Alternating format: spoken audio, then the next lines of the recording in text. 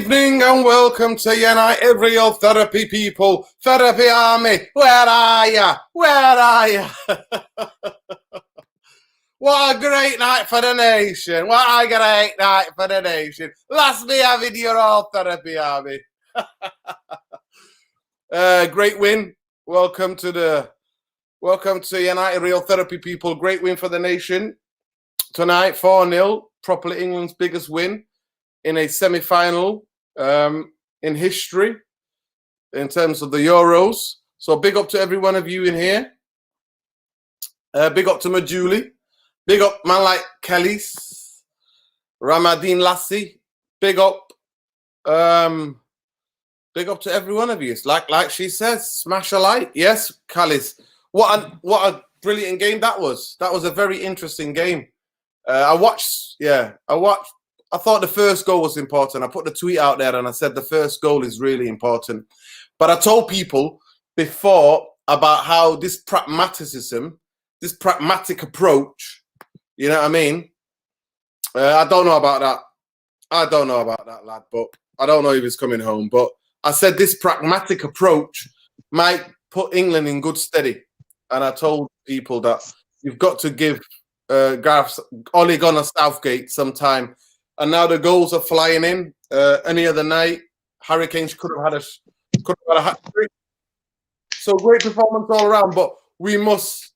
This is why I'm always on. You know me. I keep it 1-1-0-0% 0-0. I keep it 100% real, people. Let's not get giddy. This was a Ukraine team that has never been to the quarterfinals. Never been to the quarterfinals. So people need to stop getting giddy. If that was Spain, if that was France, if that was Italy, if that was Portugal, and England did like that, I'd be telling the Therapy Army, get giddy. Let's get giddy. But let's not get giddy. Let's not get giddy. Let's not get giddy. Ole Gunnar Southgate silencing his critics as usual. Ali Bumbaye and Mighty Mundo, both of you, thank you to have joined me. I'm going to go with Ali Bumbaye. What did you think of that? Was it 4 for a hit? Did it got hit for 4? I just went past some England fans on the way here, and they were all giving it like that. 4. Evening, Dino. Evening, Chris. Good evening, everybody. It was great, really good, top performance. Everybody played well. Great game from England. Really fun to watch. What I've been wanting to see. And Ukraine, good side, tidy. They did play some really nice stuff in the first half for spells on the periphery of the England box. But the defense has been good this tournament, and Sancho today was really good to see him. I like what I saw, and I think Raheem again today was really good. And this England team is going from strength to strength to strength, and it's there for them. It's a great team, a lot of talent coming off the bench. Just one of those perfect days today, and everybody should enjoy it and celebrate it.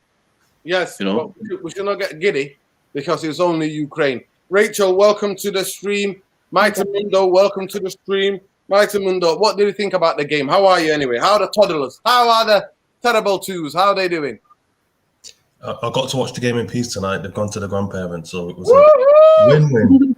But let me just say, right, I need to get a couple of slices of humble pie because for a number of reasons. Number one is after the England-Scotland game, I thought England have got no chance of winning this tournament. But as the tournament's gone on, they finally started to click into gear. And secondly, I was a big critic of Luke Shaw, and today he donned it up. England's number 1 left back, Man United left back. The thing is, he's always had in his locker good link-up play, but he's never really had the final product. And now his delivery, he's getting in dangerous positions. Honestly, if he kicks on like this next season for Man United, happy days with him. Sancho was bright in periods of the game. Harry Maguire's like he's a man possessed for England, isn't he? It's like if we get this level of performance at Man United next season, I'm a happy guy. Well, Mundo, he doesn't score any of those goals for United. So let's put it to the end. Rachel, how are you doing? I called this. I had a conversation with you. I did the review. You were there. We talked about it on the first XS, and I said that this pragmatic approach might come into good hands because if you look at the two tournaments, France and Portugal did similar things. They kept it tight at the back, and then they went and won games scruffily. And sometimes it was about how defense, how they defend, how they all together. The team unit is most important. So talk to me. How are you feeling, and how did you see that game?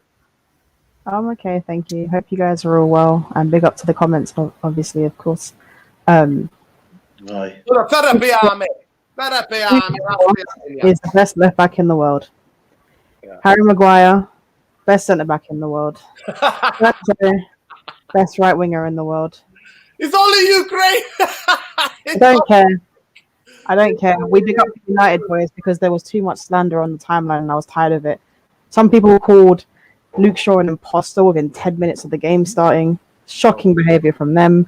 And then he goes and gets 2 assists and puts in a very, very good performance, which he's been doing all season, bar a couple of poor games. But in a 45, 50 game season, he has 2 bad games and, But whatever. Yeah, our boys did well. England played pretty well. Mount's still self-isolating. It is what it is. Social distancing rules apply on the pitch. No, they played well, to be fair. You're right, it is only Ukraine, but you still have to get the job done. No, of course. And, can I just say, Zinchenko, I know obviously Ukraine lost, but Zinchenko is levels above the rest of that team. He really is. He's very he's a good player, Zinchenko, but for Ukraine, he's a different beast. He's a very, very good player. And you could just see the levels when he plays for them. Very, very good. So, but yeah, good job, England, and on to the next game for them. Should be interesting against Denmark because Denmark are very. They've been playing very well.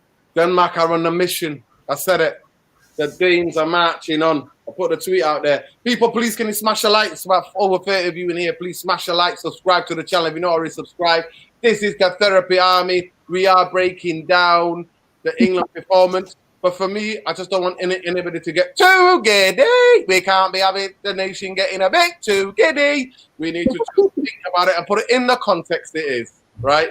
It's not a night to get giddy, people. On the march. No, the dog is agreeing with me. Rachel's dog is agreeing with me. Hey, we've got the dogs to back me up. Out, out. Always is the way. She only does it when I stream. I swear to you, she was literally lying there. I like silence, just sleeping. All of a sudden, part of the Therapy Army. She is part of the Therapy Army. Big up to Rachel's dog. What's their name? Oh, Angel. She's excited about Sancho, you saw. Big up Angel. Big up Angel. Hey, come on, get in the comments, people. Let's big up Angel. To me, I think it was Ukraine. First time Ukraine have ever been. Ukraine that actually were hit with a lot of injuries because against Sweden, they went to extra time and a lot of the players, a lot of the experienced players broke down.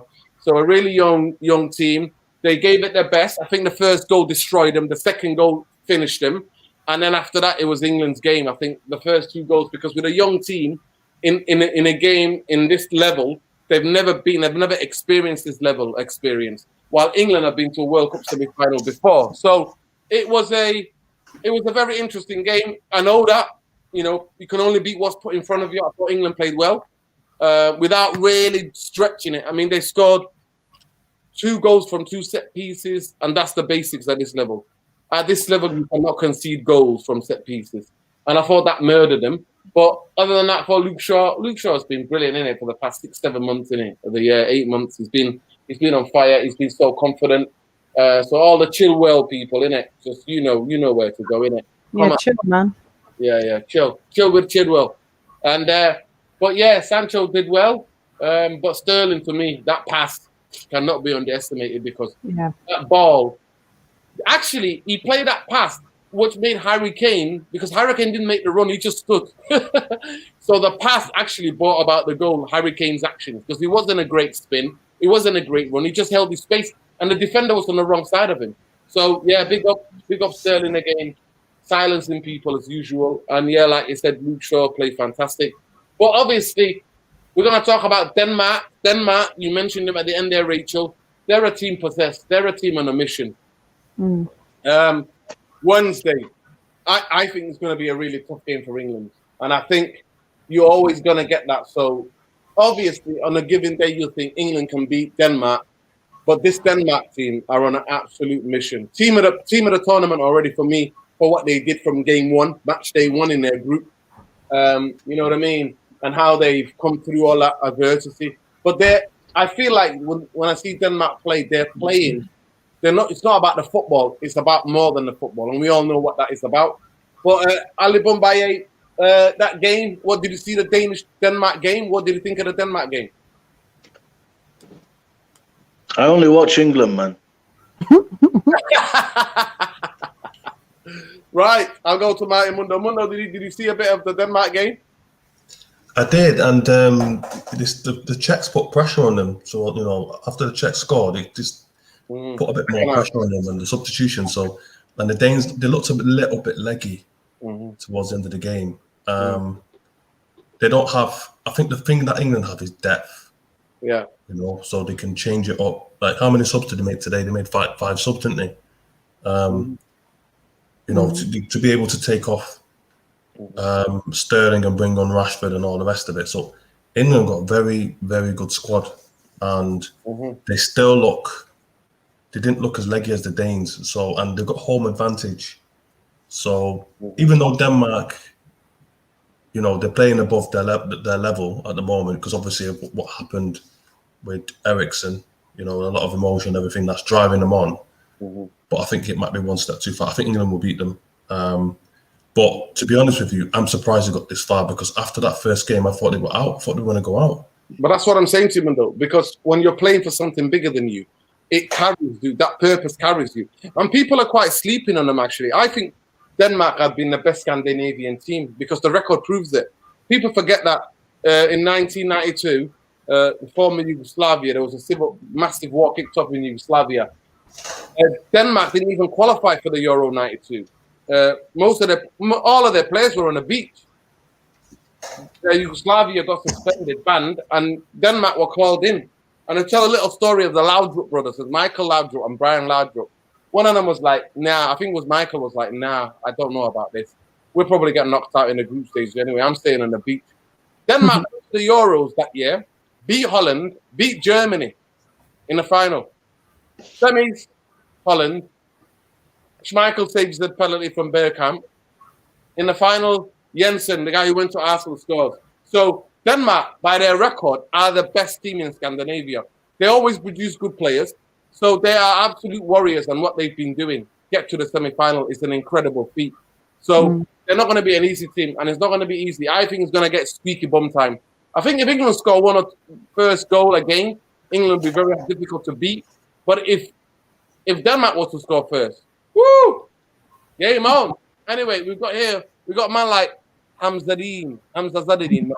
Big up Angel. Say woof woof to Angel. Woof woof to Angel. Angel's getting a lot of love. There we are. Shaw winning in Mourinho's backyard. Laughs, obviously, he's entitled to his opinion. He works for Tursport. There are freedom of speech. I ignore all the focus myself. Wow. Shaw winning in Mourinho's backyard. Laughs, obviously, he said he's entitled to his opinion. He works for Talksport, and there is freedom of speech. You know what? I'll just focus on myself. What a great answer. There we go. Khalees Ramadeen Lassie, the chief reporter for United Real Therapy. Right? There we go. Italy is still, in my opinion, the most well-balanced team in the tournament. Effective from attacking football, defensively sound. So impressed by them. Yeah. Rachel, talk to me. I think your tip was Belgium. Did you tip Belgium to win this Euros? Hell no. Nah, I'm just joking. Hell no. You know how I feel about Belgium. I think they're so overrated. It's unreal. Exactly. I said to people, you know what? In the World Cup, they could have had a chance because they had a big squad in the World Cup. But in this tournament, I said Timberland boots will make everybody was giving me stick saying, how can you kill Lukaku? I said, listen, let the tournament carry on and Timberland boots will be back. And I just put the tweet out, will the real Timberland boots stand up? And he stood up really well last night. Big up Lukaku. He was unlucky. But people who were coming at me, telling me... He missed the ball 3 times in one game. Yeah, I was just like... At some point, it's not even unlucky. Yeah. I'm like, stop getting giddy. I told people not to get giddy. And I'm telling England fans, look, do not get giddy. Because Denmark will be a test. Yeah? Yeah. Trust me, the UEFA back full. Man like Yafu remembers that. Schmeichel kept taking the absolute biscuit with the UEFA rules back in the day. The back pass rule, you could play it back and he used to just pick it up and then take the absolute biscuit. You know what I mean? Dennis Irwin will always be the best. Of course, Julia. Dennis Irwin, he will always be the legend. The greatest left back, right back ever in the Premier League history for me and for Man United. 100%. Hands down. Hands down. But Ali Boumbaye, you're getting some love there. People are saying, let's get giddy. England, Wednesday, Denmark. How do you see it? How do I see it? I just think England need to focus on the next game. Enjoy tonight. It's not getting giddy. It's celebration. It's always whenever you get a result, it's worthy of celebration tonight. It was brilliant. It was great to watch. Really entertaining.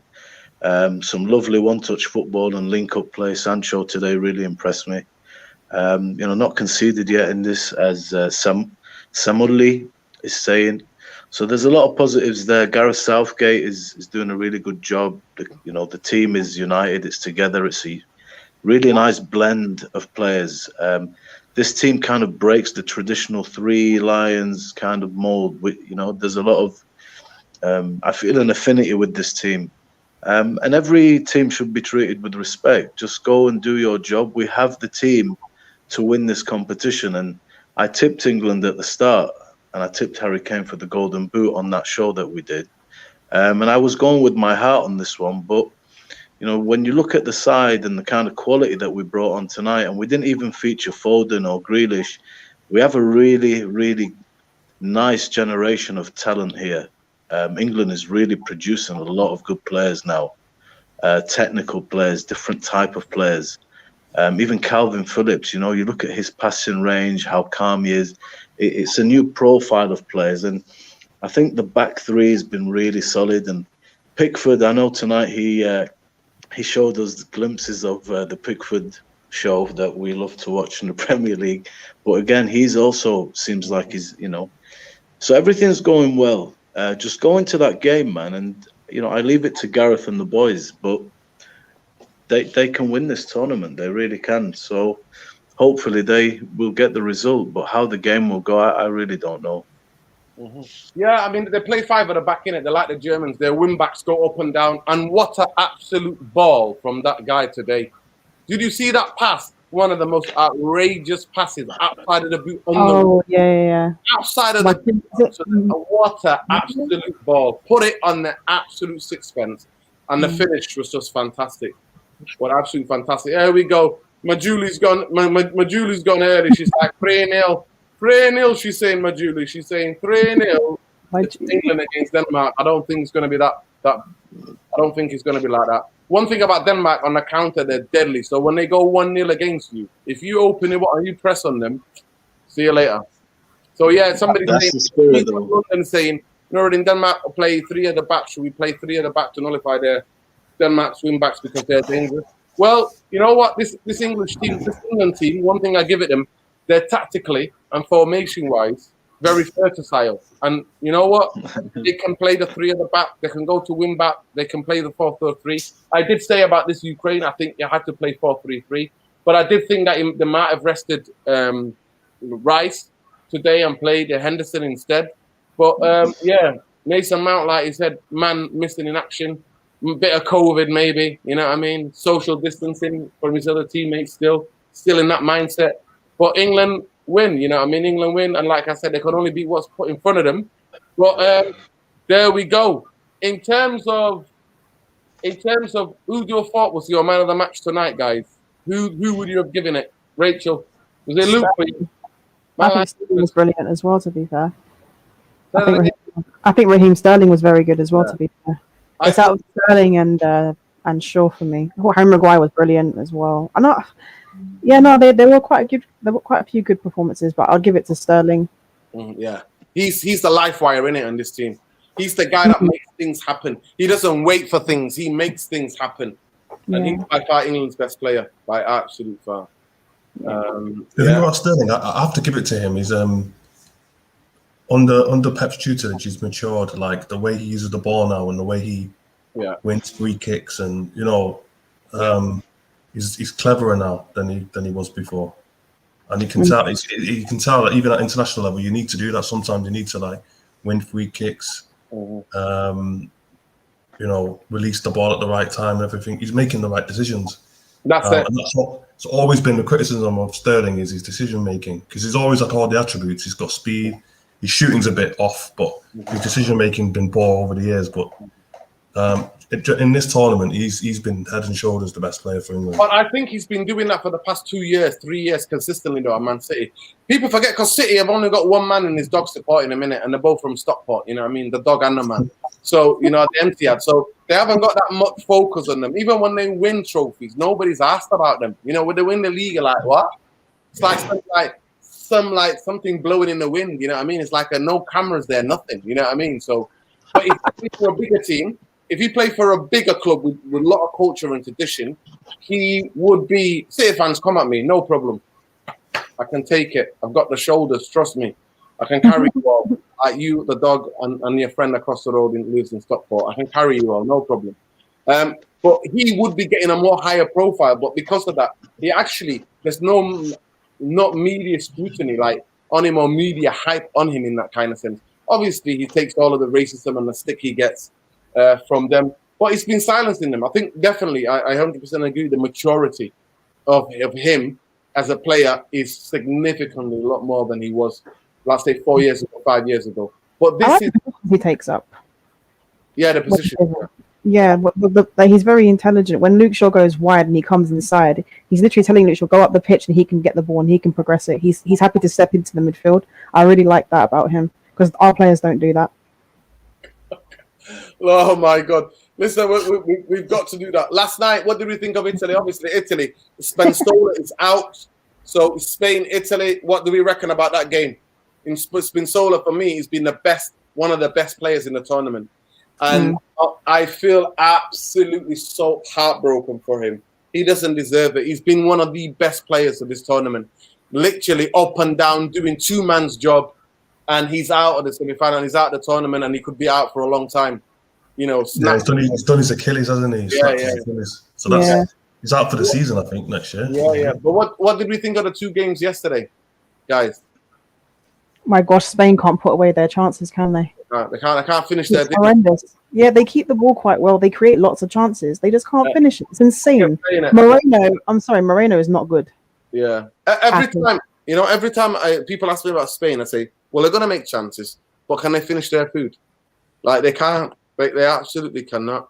If you put Fernando Torres, young Fernando Torres in this team, oh my! He won the Euros for them. Remember, he won the Euros for them, banging in goal. If you put David Villa in this team, they're cleaning up, mate. They're absolutely clean. But the thing about it is that Italy, I don't know if they got, but one thing the Spanish struggle against, and Croatia showed it.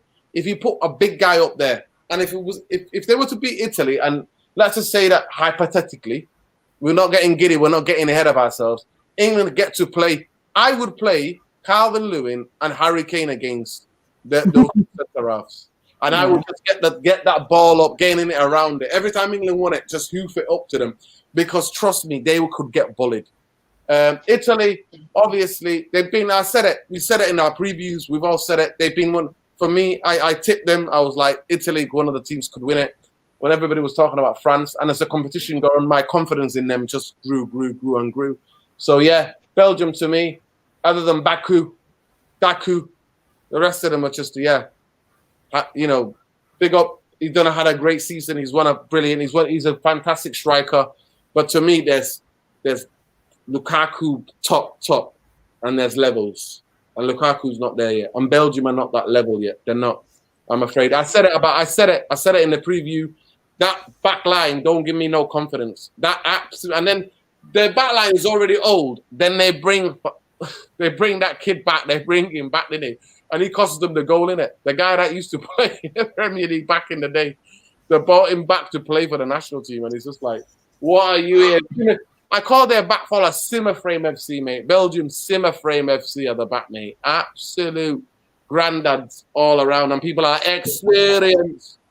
No, energy. Well, the difference is look at Italy's back line. They've got Chiellini and Bonucci. They're both. But what have they got either side of the Mundo? What have they got either side? Yeah, they got pace. They got pace, pacey fullbacks. Power and pace and energy. Yeah, but the thing is, they're wily though. They're wily. They're street smart. Those defenders, the Italian guys, they love defending. You see how they celebrate defending? They celebrate defending like it's a goal. Like they scored a goal, like they won the World Cup.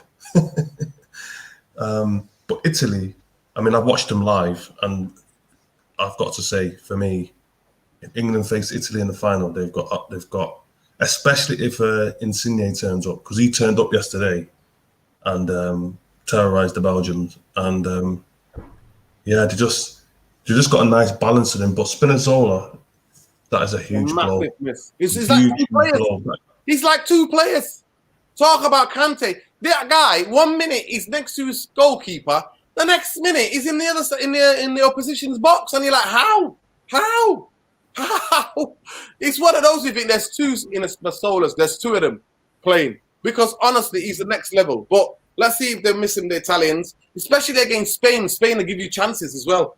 He would have absolutely had a field day. But anyway, guys, I think we've covered all of the what's going on with the Euros. We've not been on therapy, I mean, for a couple of days. We've had a couple of days off because it's been a bit hectic with these late night streams, getting headaches and everything else. So let's talk about Man United. Let me go to the comments here. Man United. Let's talk about it, people. Let's talk about it. Man, like John Merters shutting me up. People are like getting to me going, John Merters shutting you down. I'm like, people are absolutely twerking for Sancho. So let me just get this off my chest. Sancho's a fantastic player, right? He's a fantastic young player. He's signing for Man United as a club. But I always say, therapy, I mean, you know me, I keep it 100. 100. There's no structure, no trophies.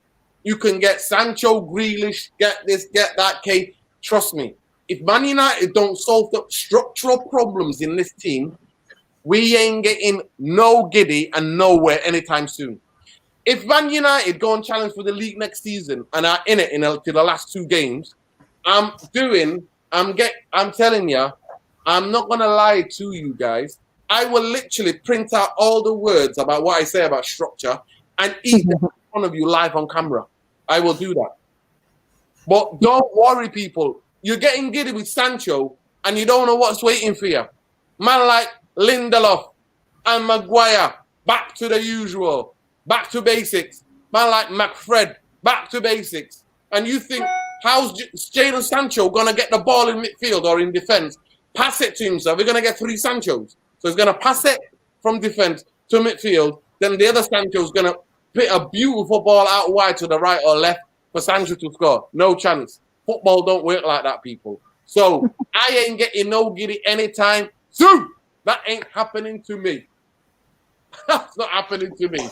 And I always say, sign whoever you like. If there's no structure, there ain't no trophies. So I'm going to go to a man like Ali Boumbaye because he thinks that structure is overrated. Ali Boumbaye, talk to me. You're putting words in my mouth again, Nuruddin. Oh, always. Oh, I've been doing that since we were kids, lads. Yeah. Mundo remembers. First of all, me, you didn't ask me. I'd have gone man of the match, Sterling. I think Sterling for me is a top player. Yeah. Some people though, when they look at Sterling, they don't see like a Phil Foden. Phil Foden is fluid in his movements. He's highly technical in a different way. But Raheem has got his attributes that make him very dangerous, and they are a bit underappreciated.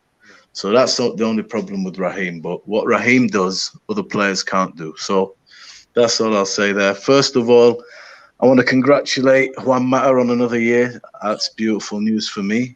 Not only for footballing reasons, but I think he's a great person to stay at the club. And you know what? He deserves another year just for the off the pitch. And who knows what the future will hold for him. Maybe a position in Man United. You know, that would be great. Wow. That's just a personal thing from me because I really admire and like the human being that he is, and not only the player. As far as the transfers are going, I think it's, this always don't get giddy. It's not getting giddy when people are happy that you sign a player like a Jadon Sancho, because it has been something that has been going on for 24 months. It is a very high-profile signing.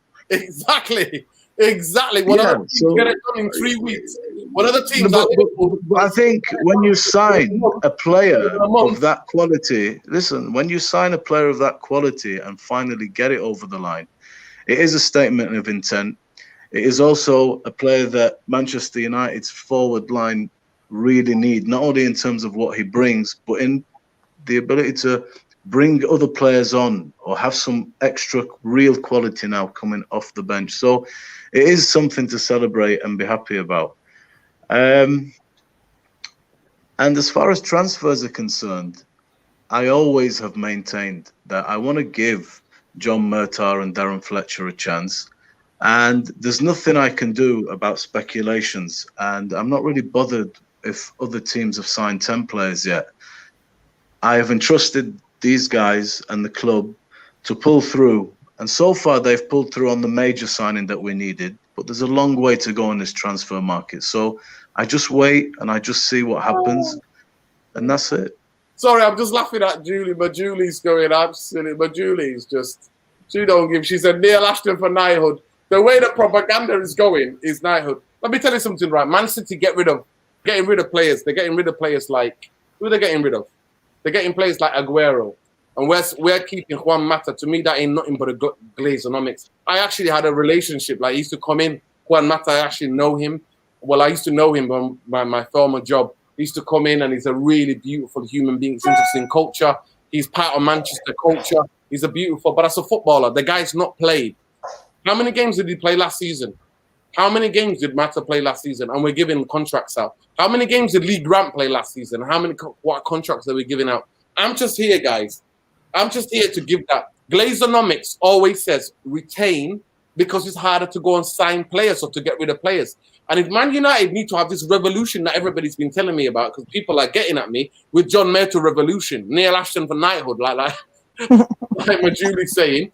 How are we keeping the wages and we're bringing these other players? The propaganda is just absolute mundo. I can't even dare look at it because people are just inboxing it to me, hitting me with it. Do you agree with what Ali Boumbaye said in terms of getting giddy? And do you think giving Mata, Lee Grant, Heaton jobs for the boys' business? Nice place, innit? Nice place. Oh, yeah, you want a contract? Go on then. I won't be surprised if Phil Jones gets another 5 years. Another 5 years, but talk to me. Well, look, right. So with the Sancho thing, obviously we've signed a very, very good young player. So that's a positive. And the club saved 25% on his transfer fee in comparison to if they were to sign him last summer. So that's a good positive thing. But as Oli Boumbaye has already touched upon, this is a deal that they've been working on for the best part of 2 years, right? So I'm not going to give anyone credit for the Sancho signing because it's taken them 2 years to get it over the line. Mm-hmm. So I'm not going to judge Murtagh on that because that's something the club's been working on for 2 years.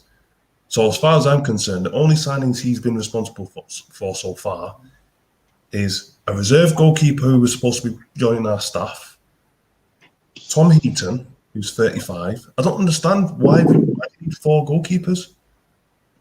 You've got what do you call it? You've got Henderson. You've got Henderson, and now you've got Grant and Heaton. That makes no sense. So they're and they've signed Mata up to another year. So the thing is that Mata's legs have gone. He's not going to play very much. I know they keep talking about experience around the squad, etc., etc. Next, to be handing out a 5-year contract to Matic. But the thing is that if you want guys like Rashford and Martial and these guys to step up, you can't keep saying you need experience to mollycoddle those players. It's time for them guys to step up now. They're senior pros. It's crazy. Can I make a point, please? I'm going to go to Rachel and then I'll come back to you, Ali Boumbaye. Rachel. Well, let me just finish my point. But the thing is so So I'm not going to get giddy if Murtaugh pulls off, and even the Varane thing. I don't believe in the Varane thing, me personally. Man Yeah. United had a contract. Yeah. I have news for you. Yeah. Until he pulls some rabbit out of the hat, until I see a signing that we haven't made over the last few years, like an astute signing and somebody that we need that improves our first 11, right? A CDM Alcantara. Yeah. As soon as when he does that, then I say, you know what, credit where credit's due. But it's too early to judge him. Let's wait until the end of the summer. But I've got a bad feeling when I'm seeing Lee Grant and these guys getting new contracts. It's just, it's Groundhog Day, isn't it? Yeah. Rachel, I'm gonna come to you.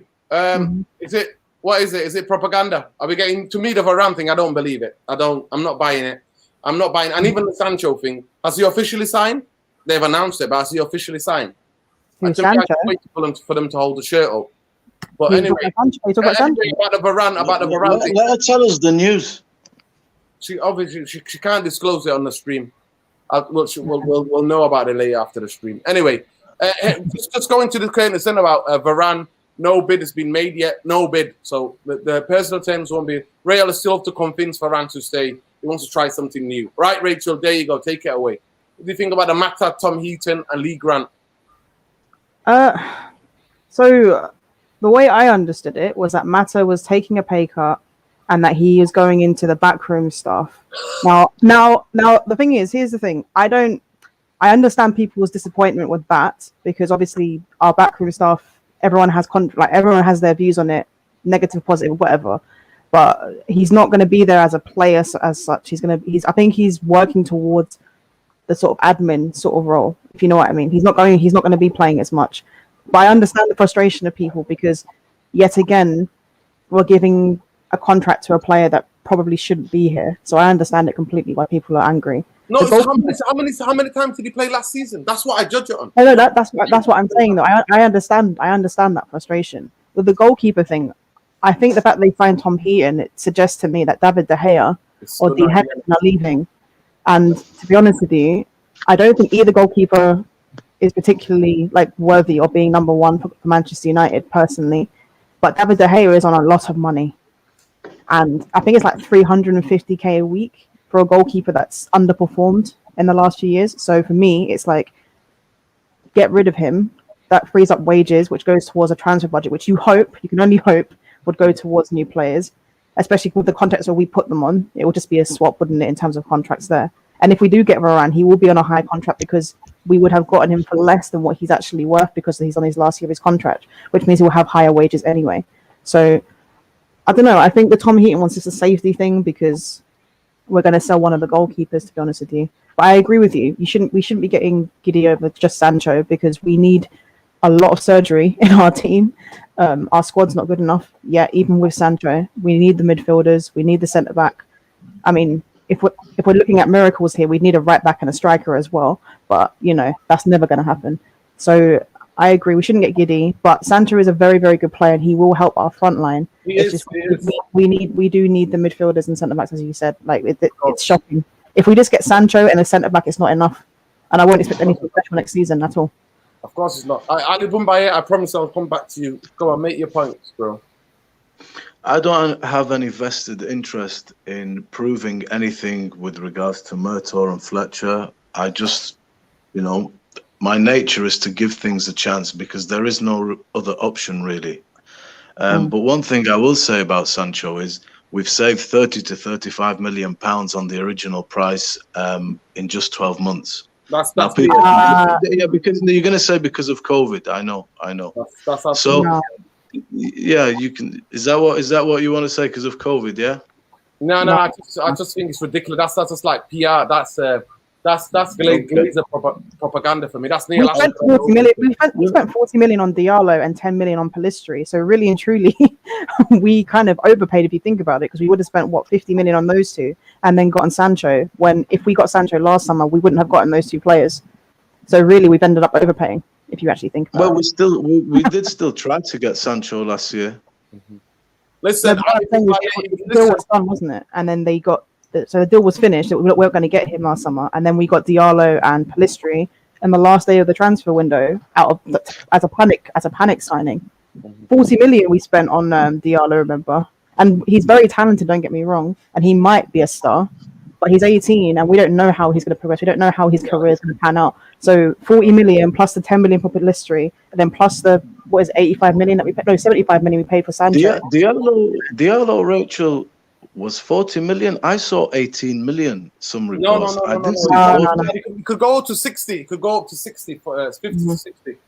I didn't even know I that think happened. look, the John Murtaugh thing and the Fletcher thing. There are those that want it to fail so that they can vindicate themselves with this Glazer thing. But as Chris, for example, just said, and as Rachel is saying, I do not. I genuinely do not. Well, as Rachel is saying, I think that it's going to be difficult for them. It's kind of like Southgate. You know, if he loses, he picks the wrong team. These guys will not get the credit for some signings until we get what we want, and it's very difficult to judge. So can we credit them with Sancho? You guys say no. Although it's a great price for the player. I mean, 70 million today is not world-class money for a player like that, 21 years old, 20 goals every season, the last 3 seasons. It's a hell of a price, very good price. But you don't want to credit them with that. So it's difficult for us to even talk about it if we're picking and choosing.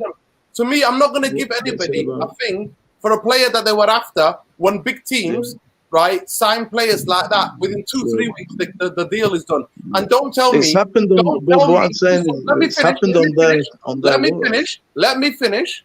Big much better price. Big clubs sign players. They don't just sign one. They sign 2-3 top players. Well, there's a long transfer window ahead of us. Yeah, that happened. 24 months it took Man United to complete a signing. It's just laughable. It shows you. Man United can never chew gum. The bankers who are in charge can never chew gum and walk at the same time. So that is facts. The reality is the reality. Now, Manchester United, of all of us, is a glaring hole in our team. We don't need McFred. We don't need 2 of them to babysit. We need a quick centre half to play next to Maguire, and we need a CDM. To me, that are the 2 most important positions. Then Jadon Sancho. I might be in a minority. I'm happy to be in minority, but I can back my argument. I can back it up. In terms of the team, and then the betterment of the team, those 2 are the most important thing, because that's what we're severely lacking. We are severely lacking in those areas. And I'm talking about 2 players who go straight into the team.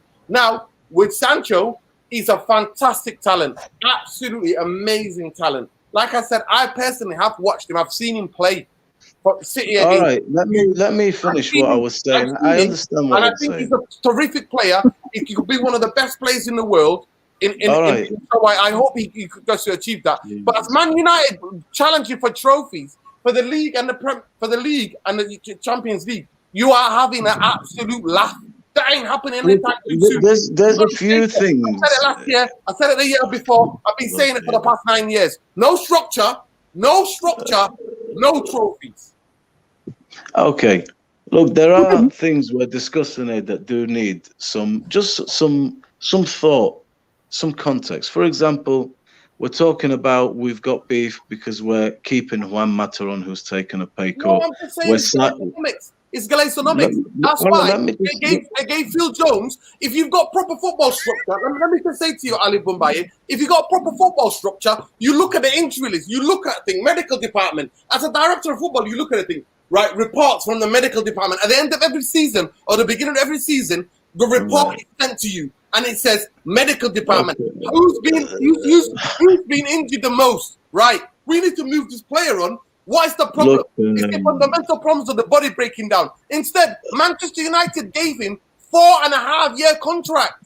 So I'm sorry to say I told you so, but this is what I expect. And when some of you tell me, John Mayer, this Darren Fletcher's not involved, by the way. Darren Fletcher is the development, his technical development. He is the guy who gets the young players to give them a pathway to the first team. That's what he does. He's not involved in any contracts. The 2 people who are involved in negotiation and contracts is John Mayer and the chief negotiator, Matt Judge, a Bristol University accountant who knows nothing about football. Zero. You know him. Everybody in the comments knows everything about football. So don't come on here, Ali Boumbaye, and tell me this and that. No, I've seen this before. That's why I'm saying to you, they have not blown me apart. Mundo just named it. Lee Grant, Juan Mata, Tommy Heaton. I'm trying to explain something to you. Just let me explain something to you.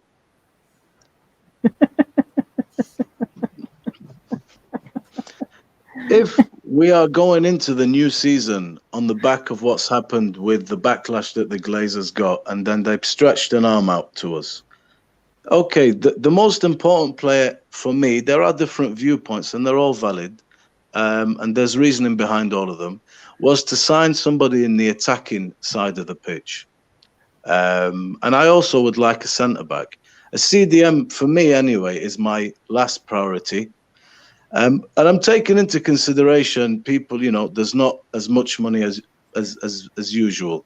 So you might not be able to sign, you know, for £200 million worth of players. It might not be realistic. Not only for the Glazers, for everybody. So that's number one. Number two, as far as John Murtagh and Fletcher and giving it a chance, it's going to be difficult because this is the first signing that's happened and it's come in very good under budget. It's a very fair price for the player in today's market. Yeah, but they won't get the credit for it. Fair enough. Anyone can see that how they won. And if people still think that Neil Ashton is the man making the decisions, then we shouldn't ask the question anymore about John Murtagh or Darren Fletcher. Let's not play that game.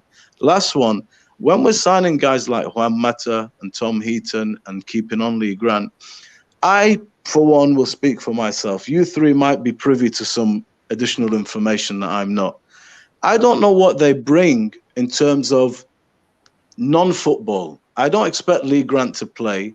I don't expect Mata to start. I don't expect Tom Heaton to play or to start. It might be a backup if you sell De Gea, as Rachel says, fine.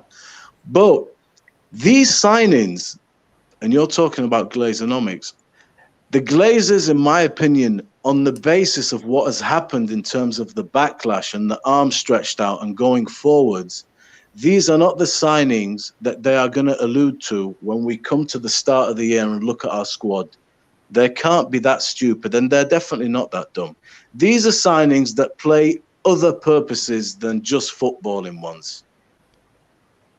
And that's what you need to understand.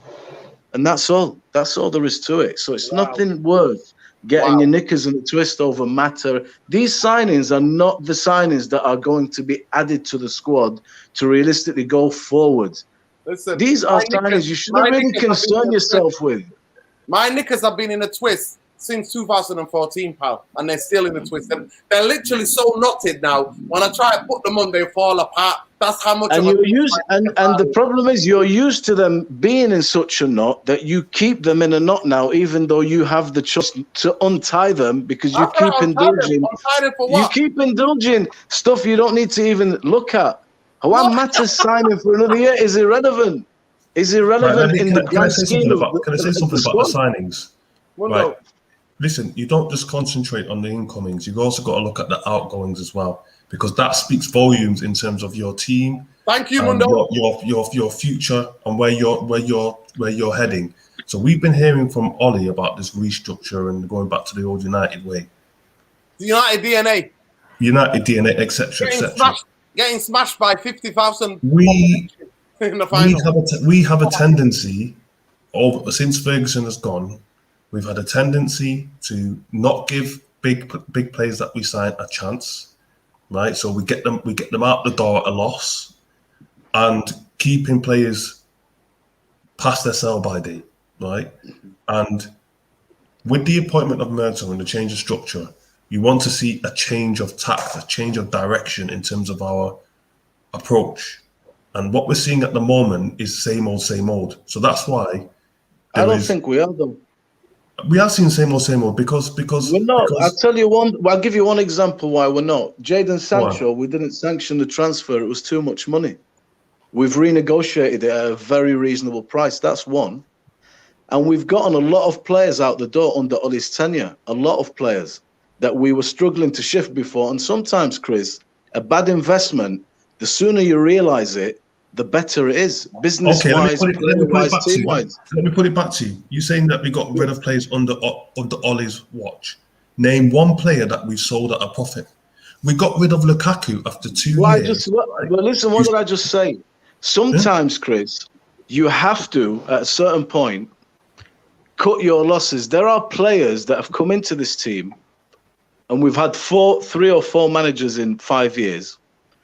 And, bro, when a new manager comes in, he wants to do things a different way. So you had Smalling, you had Rojo, you had Blind, you had Damian, you've got Dalot, you've got Pereira, you have Lingard. They've not been easy to shift because Manchester United have been doing things the wrong way. Now that we've cleared those books finally, and Mourinho tried to sell some of these. We haven't cleared our books because Pereira's still our player, Dalot's still our player.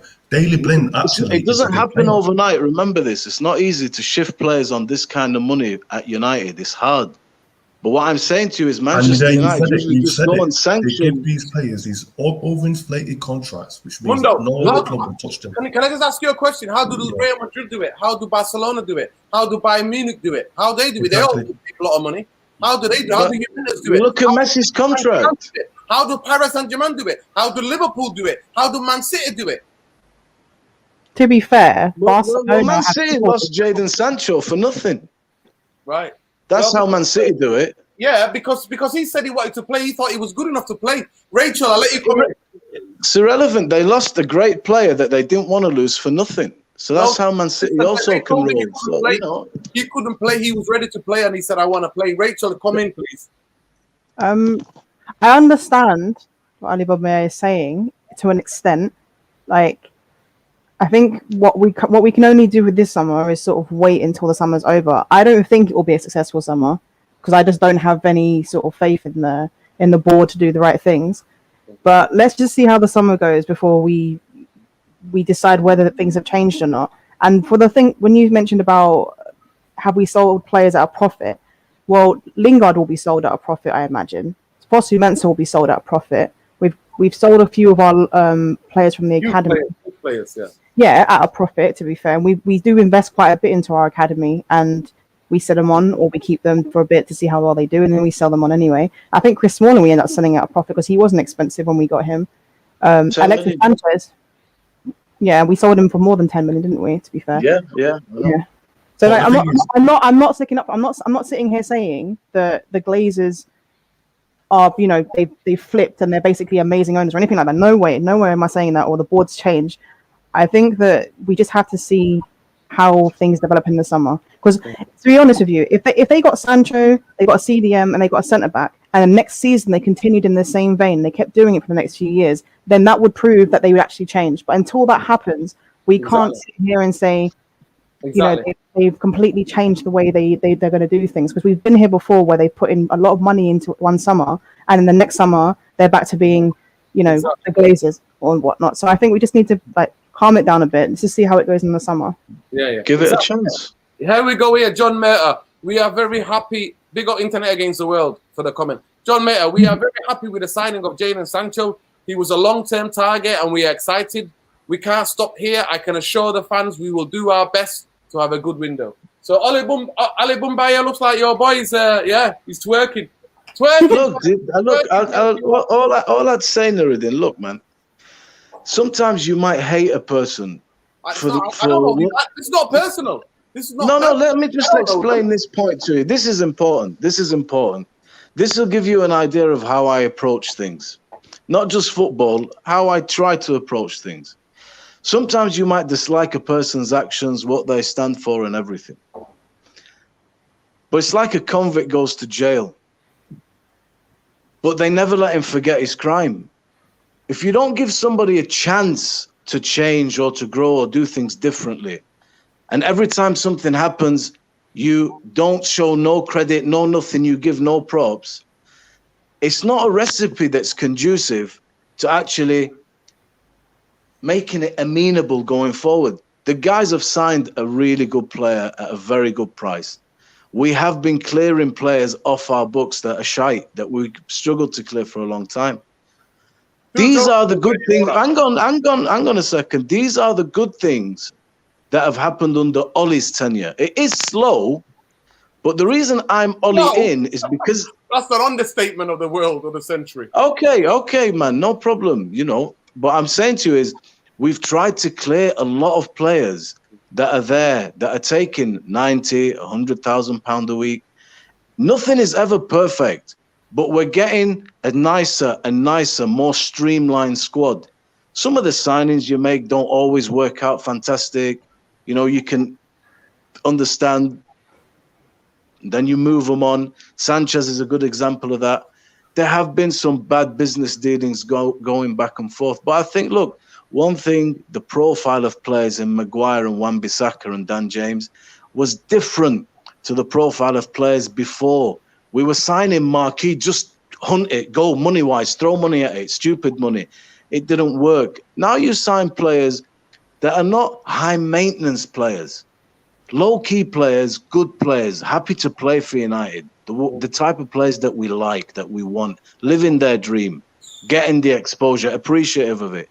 Now you've signed Sancho, very good price, English, great player. The profile is changing. We also have the youngest team in the Premier League. I think out of all the teams, if not at least in the top 6, the very youngest team. We got so much mileage left in this team. Look at our strikers. Look at the forward line. Rashford, Martial, Sancho, Dan James, Diallo, Greenwood. They're all kids. They've got the whole career ahead of them. City is a different ball game. Sancho's not a kid anymore. Sancho, Martial are no longer kids. They've been playing. You know what? Nuruddin, understand what I'm saying. I understand what I'm saying. I understand what I'm saying. Age. I'm talking. Yeah. Don't be daft. I'm talking about age. 24, 25 now. Oh, man. Chris, Rachel, tell him what I mean, man.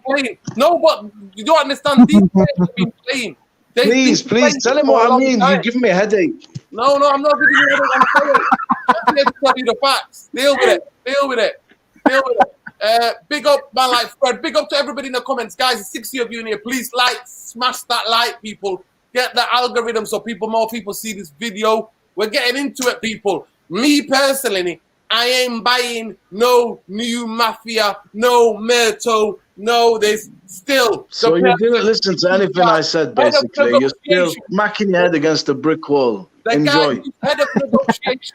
The guy who's head of negotiation is still Matt Judge. One of the most embarrassing negotiators in the history of football. The guy, Patrice Evra, told you, agents were ringing Patrice Evra going, how come Matt Judge doesn't pick up his phone? That just tells you. At the end of the day, I'm happy to sit here. I said every word, every criticism I'm giving to the Glazers, to the bankers, to Jump for the Boys business, every term that I've coined, I'm happy to write them down, sit here and eat the papers and eat them in front of you, live on the stream. I'm happy to do that. I will gladly do that. But that ain't happening anytime soon, people. That ain't happening anytime soon. Right, Mundo, I'm going to go to you. Ali Bumbaye reckons CDM is his last position. Please. Ali Bumbaye is taking a break, just listening now. That's it. Well, a couple of things. So I think CDM is critical. I think that's equally as important as centre back. I think that we need to get those two positions sorted in the summer. There's no either or. There's no we can get a centre back and not. We need both, because another season of watching McFred, honestly, I can't take anymore. Honestly, it's punishment, it's torture. Makes me cry. Yeah, honestly, it's terrible. And when you see like Renato Sanchez is like those two players combined, and then plus 1,000 on top, right? Get him or someone like him, some energy in our midfield, but not just energy like running around like a dog when it smells his own fart, like Fred, right? And can't pass. Somebody who's got a bit of, can play football as well, rather than just run around. But anyway, on the point that Ali Bomaye was saying, Ali Bomaye was saying,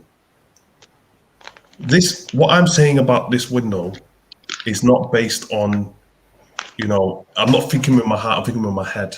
Yeah, it's my head. I'm looking at the evidence of seasons gone by, and I'm looking at this window now.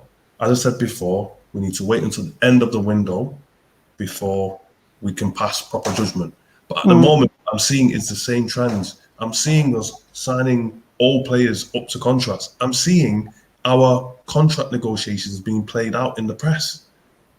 How this Sancho deal, how long did it take? Even Gary Neville came out on Twitter and said, this is boring now. I've had enough of this Sancho saga. Because we play it back in the day, I hate going back in time, but under Fergie, you wouldn't even hear about players Man United were signing. All you see is Fergie stood there, Old Trafford, with the scarf around the guy's neck. That's it. There was none of this. None of this, oh, Man United are thinking about a bid, and now they're putting in 70, and it's not been accepted. You know, all of that's been played out in the press.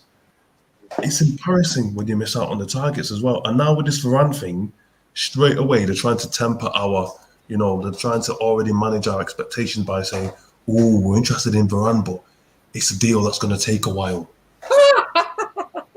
You know, they're leaking this is the, you know, it's like they're treating us like infants, you know, like children. No, manipulation FC. I'm going to explain to the viewers. Can I just explain? Manchester United being linked with players gets a lot of traffic. Man United fans globally get on social media. It becomes a thing. They go to the website. The website, our website officially, has rumors. Oh, we're linked with this player next. How embarrassing and deranged is that? I just want you to let that sink in. Man United make money from traffic, online traffic, and clickbait. That's what we are. At the heart of it, we are clickbait FC. But here we go, before I go to Rachel. Matt Judge himself, the man is speaking, the biggest imposter in football worldwide. Look at Leicester. Look at Leicester. Look at a team like Leicester. Leicester were in the old Division 3. Gary Lineker and his friends had to bail out Leicester. So Leicester didn't go out of business about 10 years ago.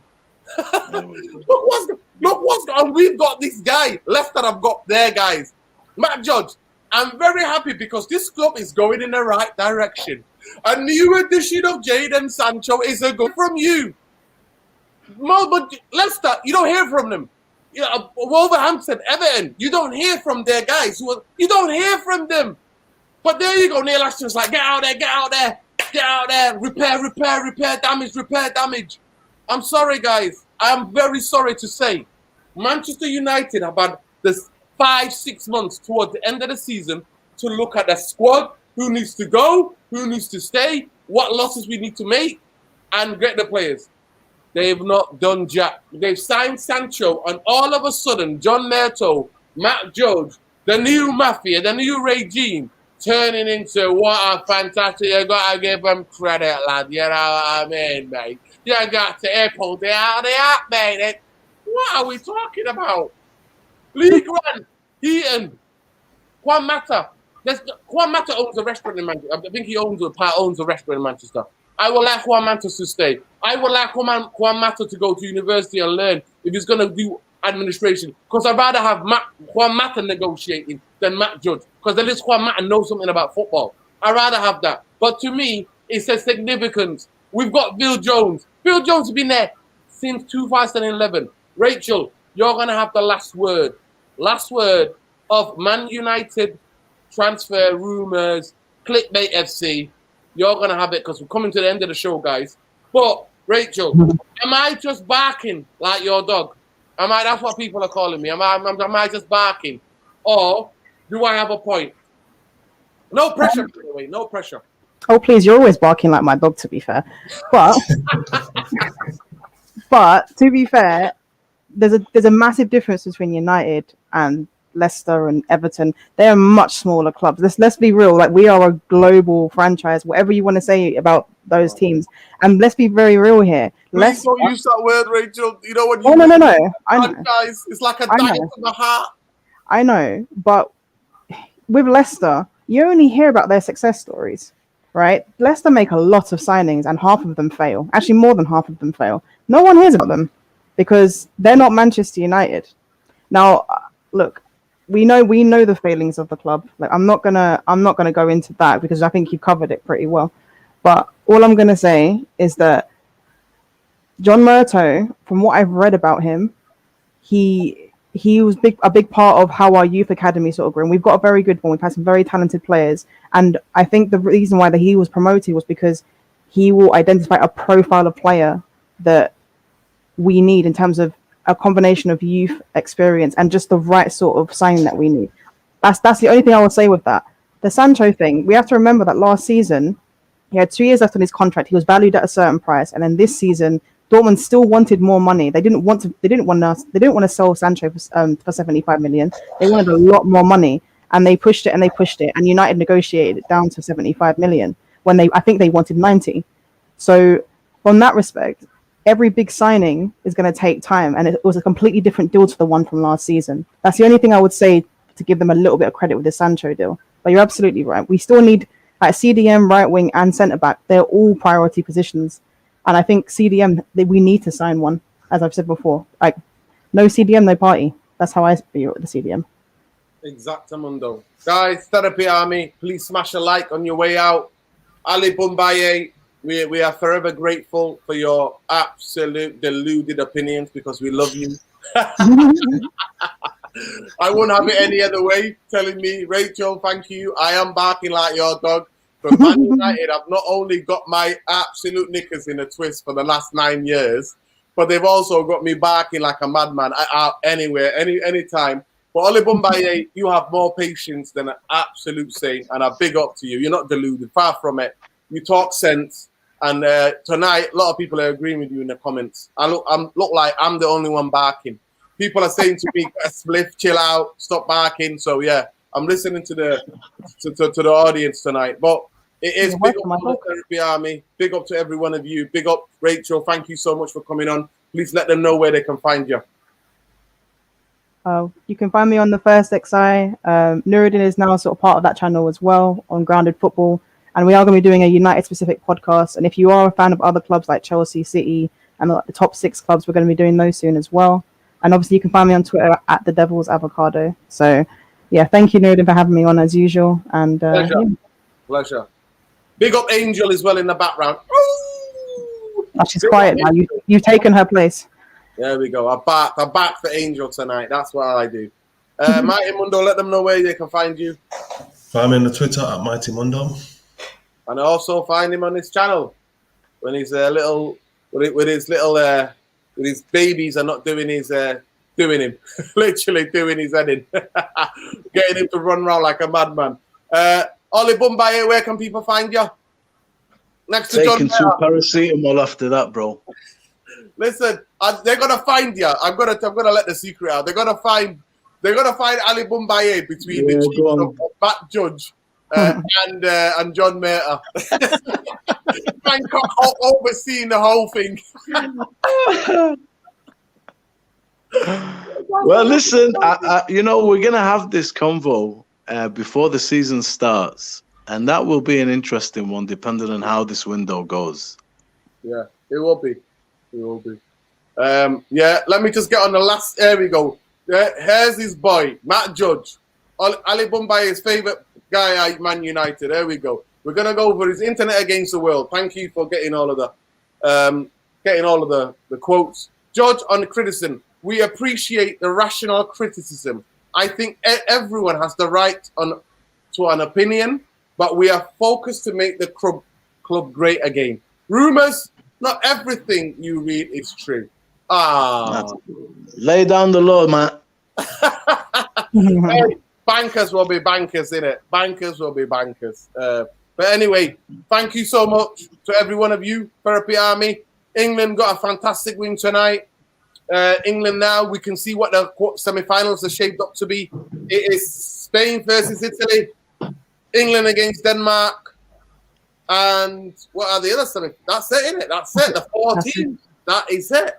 England versus Denmark, Spain versus Italy. Who would have thought that, eh? Who would have thought that? I think the Denmark game's not going to be easy for England. I think it's going to be squeaky bum time if England don't get a quick goal, because Denmark will have to come out then. I don't know about matching Denmark, because Denmark will look to counter-attack England, but England definitely need a goal. As far as Man United are concerned, like I said, I love for Man United. I love for John Murtagh. I love for Matt Judge. I love for the Bankers FC, PRFC. I would love for them to prove me wrong, because I will be on this channel, Therapy Army. I'm a man of my word. I will be here eating all of the words, all of the phrases I made for them. I'll be eating it all all on the paper, print it out, and I'll be eating it like it was like the best food you've ever tasted. I'll be here on screen doing it.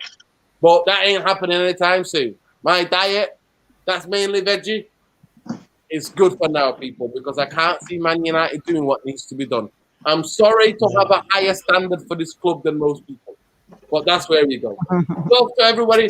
Mundo, Rachel, Ali Bumbaye, big up to all the comments, big up my Malcolm, Stephen, Kramer, big up to everyone. Nevertheless, so big up to every one of you. Big up to my Julie as well, man. Thanks for having us, man.